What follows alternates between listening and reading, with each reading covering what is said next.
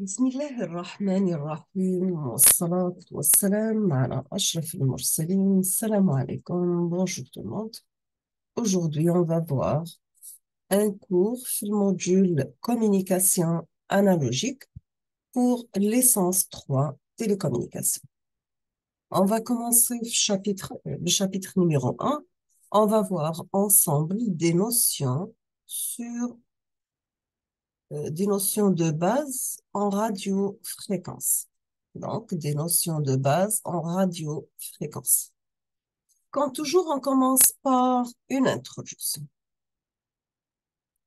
Il est à noter que les télécommunications comprennent l'ensemble des moyens techniques nécessaires à l'acheminement aussi fidèle et fiable que possible d'informations entre deux points. Bien sûr, a priori, ils sont quelconques, avec ou là, à une distance aussi qui est quelconque, avec des coûts bien sûr raisonnables et à des instants quelconques. Nous avons que la transmission peut se faire dans l'espace ou bien dans le temps. Donc, nous avons deux dimensions, soit dans l'espace ou bien dans le temps. Bien sûr, pour côté transmission. Dans le cadre de ce cours, on va voir ensemble les principales notions de base de transmission de l'information seront définies et détaillées. On va commencer par définir c'est quoi l'information. Nous avons que l'information ou bien un message, ça peut être une voix, une onde électromagnétique ou bien une séquence de symboles binaires ou bien ce qu'on appelle numérique. Nous avons toujours différents messages à transmettre qui peuvent appartenir à des bandes de fréquences. Par exemple, nous avons pour la voix, la bande de fréquence, elle est entre 300 Hz et 4000 Hz. Pour la téléphonie, elle est entre 4 kHz et 16 kHz. Pour télévision, bien la transmission de l'information côté télévision, elle est d'environ 6 MHz. Maintenant, on va voir la transmission de l'information, mais cette fois-ci en bande de base. Nous avons que toujours, on parle de transmission en bande de base pour désigner le signal émis. Donc, la bande occupée est alors comprise entre la fréquence 0 ou une valeur proche de 0. Bien sûr, لازم تكون عندنا une fréquence maximale, ce qu'on appelle Fmax. Maintenant, on va définir c'est quoi le spectre d'un signal.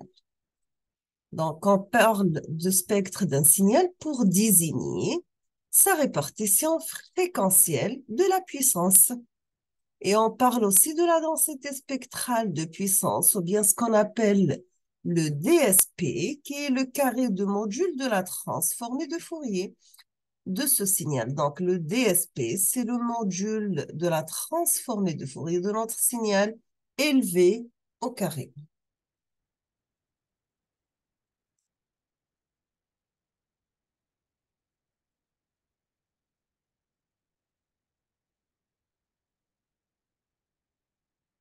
Maintenant, on va voir c'est quoi un schéma synoptique d'une chaîne de transmission, mais elle est analogique. Nous avons qu'une chaîne de transmission analogique, elle représente l'ensemble des éléments nécessaires à la transmission d'une information de nature analogique. Elle est composée d'une source d'un émetteur, d'un canal de propagation ou bien de transmission, d'un récepteur et d'un destinataire. Donc, vous avez la source. À partir de la source, on va passer le signal à travers un émetteur. Après, nous avons le canal de transmission, un récepteur et destinataire, sachant que le canal de transmission, sa sortie peut être une somme du signal venant de l'émetteur plus un bruit. Donc, on appelle ça une chaîne de transmission analogique. Une chaîne de transmission analogique. On va définir les 5 éléments qui sont définis sur la chaîne de transmission analogique, pardon. On va commencer par la source qui va produire le message à transmettre. Deuxièmement, nous avons l'émetteur qui va produire un signal adapté au canal de transmission. Après, nous avons le canal de transmission constitué le lien entre émetteur et récepteur. Et nous avons aussi que le récepteur va capter le signal et va recréer le message. Et à la fin, le destinataire, il va traiter le message reçu. Vous avez que la source, le destinataire et dans une certaine mesure, le canal de transmission aussi, nous sont imposés, bien sûr. Tout l'enjeu consistera à choisir et concevoir adéquatement l'émetteur et le récepteur. C'est quoi un canal de transmission? Donc, vous avez que le milieu dans lequel se propage le signal informatif ou bien ce qu'on appelle tout simplement l'information. Et là, une bande passante, c'est bien la largeur de bande limitée.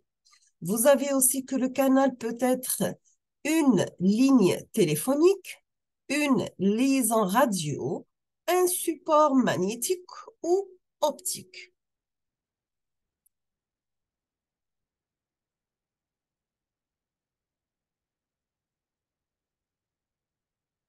Maintenant, c'est quoi une bande passante d'un canal de transmission?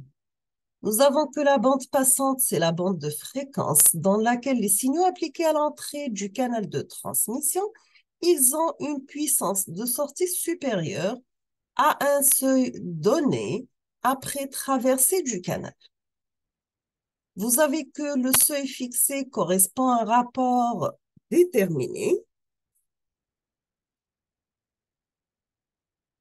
entre la puissance du signal d'entrée et la puissance du signal trouvé à la sortie.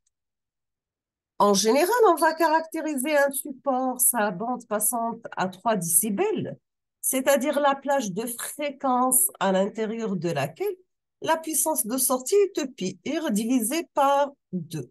On va noter PS la puissance de sortie et PE la puissance d'entrée.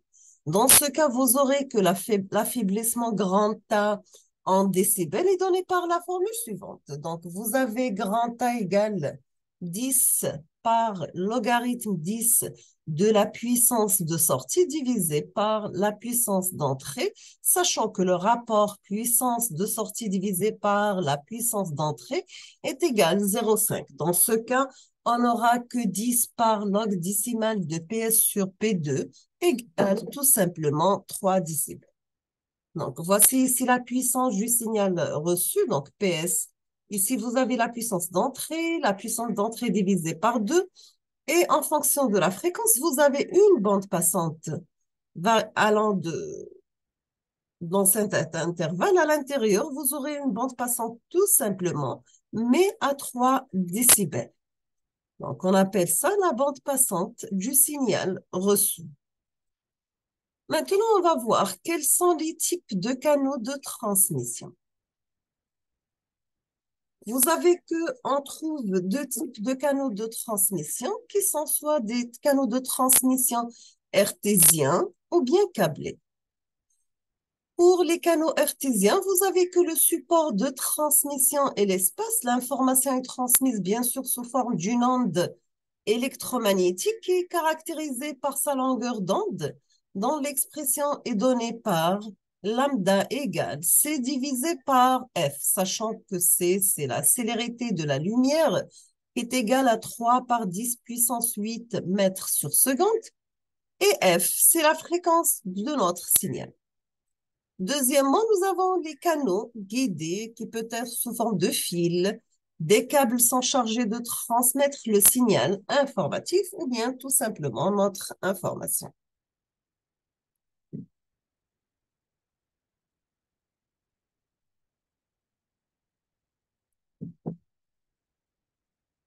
Maintenant, on va définir ou bien on doit savoir c'est quoi le bruit.